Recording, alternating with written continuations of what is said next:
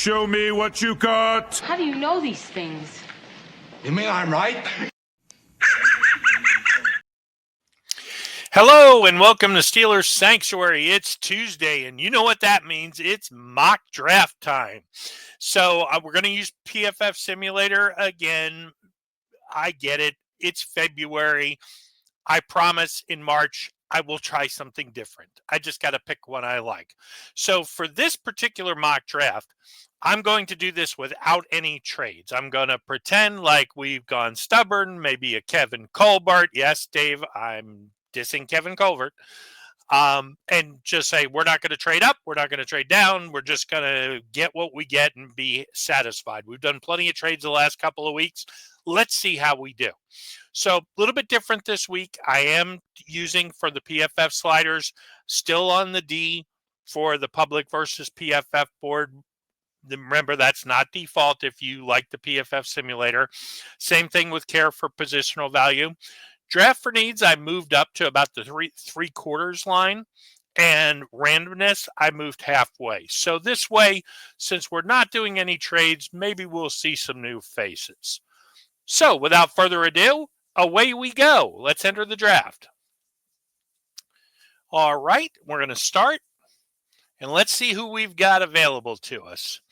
Right off the bat, there's a name that I love. When we talk about defense on the Thursday podcast, this is a guy I'm definitely going to be talking about, and that's Walter Nolan from Mississippi.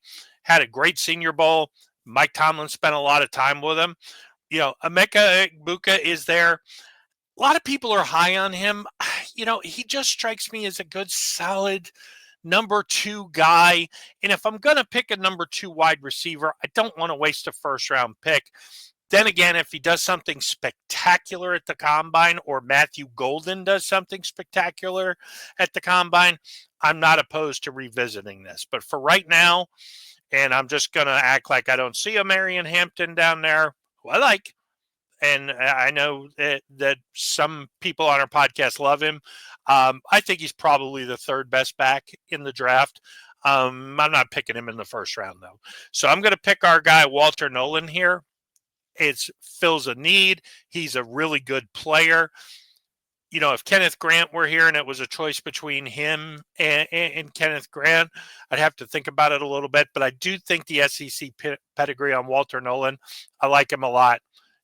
Mississippi guy, yeah, we took him first. And now, pick 53, jumping down here, and my number 1 corner in the draft is sitting here. And Cam Scatabo is sitting there as well. I know a lot of people love him, but I just can't pass on my number 1 rated quarterback in the second round, Siobhan Revel. Starting this weekend, I'm going to do the one every day in March. They'll be short on YouTube, TikToks. We're just doing a quick 3 to 5 minute draft profile on every individual player. I've been picking him in the first round, and to get him there, as far as I'm concerned, is a real steal. Long corner, elite speed. He's going to run at the combine. If he proves that he still has his speed after the non-contact ACL, I don't anticipate we'd get him that low. But for now, I'm going to take it and run. I'm really happy we got that. Jumping down here to pick 85, I like Sebastian Castro a lot, but we really need a wide receiver, and I haven't picked this guy yet. I usually pick Jaden Higgins. Trey Harris is a guy I've picked. Isaiah Bond is supposed to have lights out speed.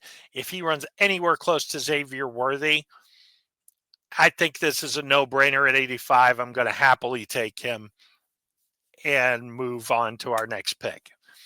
So let's take a look here. Round 4, pick 121. Deion Walker, a lot of people like him, but we already got Walter Nolan. So am I going to double down? Let's see. Jalen Milroe.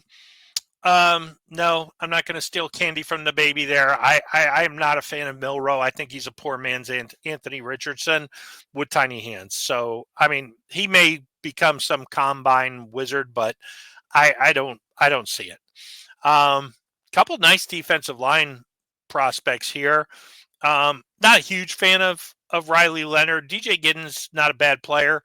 But based on Jackson Dart, I'm not high on Jackson Dart. I think we already have a better version of Jackson Dart with Justin Fields, although technically we don't have him. If we somehow lost out on Justin Fields, okay, maybe, but I think there's better options at quarterback there. Here's two kids I love. Okay. I love Torrey Horton as a wide receiver. I think he gives us a skill set that we don't necessarily have, but we got Bond for the speed. So we need a running back. And here at this spot in round 4, I love Damian Martinez. If you're on the fence about how he played at Miami, go back on YouTube and watch some of his Oregon State highlights. Really good player. He's a physical back. I like him. He's faster than you think. He's not a Najee clone. He is a guy who has a bigger back. If he breaks the line, he can go. Okay, maybe not every run to the house, but certainly more than the 2 40-yard runs Najee Harris has had combined between college and pros. He has that kind of speed. Nice pairing with Jaylen Warren as far as I'm concerned, too. Made the point on the podcast last night that I do think from a running back standpoint, whoever we bring in, Caleb Johnson, any elite back, of those top 5 running backs, Caleb Johnson, Omarion Hampton, Sampson, Ashton Genty, any of those guys, I do think they're going to split carries with Jaylen Warren because he hasn't done anything to and honestly, if you look around the NFL, it's a 60-40 league. I mean, yeah, even Saquon Barkley was 75-25. He wasn't exclusive, although he did a lot with that 75%. I can tell you that. But you need a second running back, and I think the Steelers have learned their lesson over the last couple of years. The tandem back is the way to go. So I'm taking Damian Martinez. I'm happy about it. Let's see what we have next year in round 5. So Pat Bryant, a lot of people like him. If I'd known I was going to get Trevor Etienne here, might have taken Torrey Horton. Kyle Williams, Pac-10 guy. So I talked about this a little bit last night if you didn't catch it. Jordan Palmer on the Rich Eisen show said Kyle McCord has the best tools in the draft, was really high on him, said he didn't have any weaknesses to his game. No, he's not a mobile quarterback. And to be that high on him, for him to be here in the 5th round, I keep picking him. I'm probably going to keep picking him. If the Steelers can get him in the 4th, 5th round, preferably the 5th, that's a guy I think we should take a shot at. Jordan Palmer, again, had compared him to his own brother, and he thinks he's going to play a long time in the league and be a solid NFL starter. So now we jump into round 7 where we have 3 picks here. A lot of people like Tyler Shock. I do too. I don't think he's going to hang around to the 7th round, so I'm not terribly upset that we didn't pick him here, but he's a good player. He's a really good player. Defensive line from Boston College. A lot of quarterbacks here.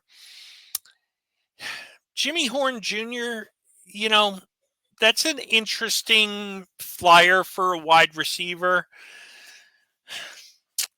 Will Shepard, I think I like Will Shepard a little bit more. And just looking at what's available. And I think some of these other guys I'm rolling down a little bit too far.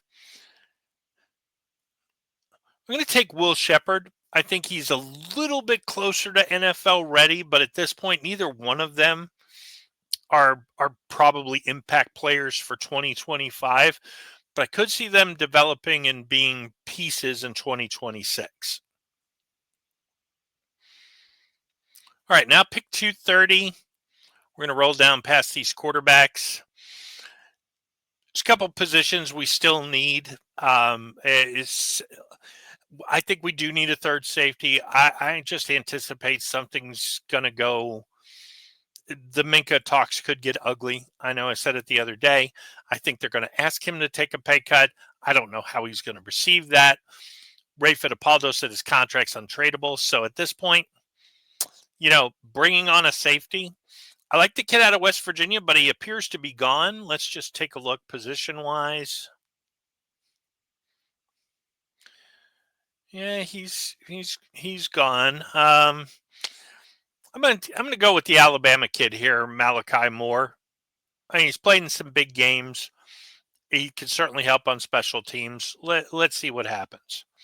And pick 246 here, what we've got available. I'm going to start looking for my man Tonka to see if he's here. He is. I like this kid. I'm interested to see what happens over the weekend. And I think, picking a second defensive lineman here who has upside could be a good thing. So let's take a look here and see how we did with our draft. All right, so we got the only nick they had was we should have drafted Sebastian Castro over Isaiah Bond. From a player standpoint, I don't disagree with that. I love Castro, but at that point we needed a wide receiver, and it starts to get a little thin when you get into the 4th and 5th round. I probably could have got Torrey Horton in the 4th round, but wasn't worth the risk. And I've not picked Bond yet, so I was really interested to see what his grade would be. So we got an A for Walter Nolan. No surprise there. I think there's a good chance he's the best defensive lineman in the draft. He's certainly the top 3 defensive linemen. Ravel getting an A. Love this kid. I'm not surprised we get a great grade there for him. B+ for Isaiah Bond. Only, kind of knock on him is, got a little, I don't want to say background issues, but maybe not the easiest kid to coach. That being said, the Steelers should be used to that. We sure as hell have drafted enough of those not the easiest kids to coach over the last few years. Damian Martinez only gets a C. I think if you watch the tape on him, from a running back perspective, but then again, with the 5th round, with ATN being available, I can kind of see them hurting our grade a little bit. Kyle McCord, we always get a good grade when we take Kyle McCord in the 5th. Again, I think when we see him at the combine, he may start to tick up the draft board. If he really shows what Jordan Palmer thinks he's going to show, all of a sudden now maybe he's the 3rd or 4th best quarterback in the draft, and maybe he goes in the first 3 rounds. Will Shepard gets a B+. Not surprised there. He's a nice player, played in a pro system with Dion and Shedeur Sanders, and for him being around in the 7th round, he's got upside. He's not a finished product, but he's got upside. Malachi Moore, A-. Hard to go wrong with an Alabama safety. Remember, that's where Minka's from. So he'd have maybe it would help him swallow the pill if Malachi Moore is the guy he's mentoring on a pay cut basis. And Tonka, as usual, C+, but I'm going to keep picking him because I like him. I'm not going to pick him higher in the 7th round, but I'm going to keep picking him because I like him. Draft grade, A-. All right, we're back to an A grade. So that's this week's version. Let me know what you think. Hit me up on X. Certainly you can comment on YouTube. You can comment on TikTok. I'll have this on TikTok as well. And we're going to be back Thursday night with a podcast. We're going to talk about the combine and the defensive players that are available.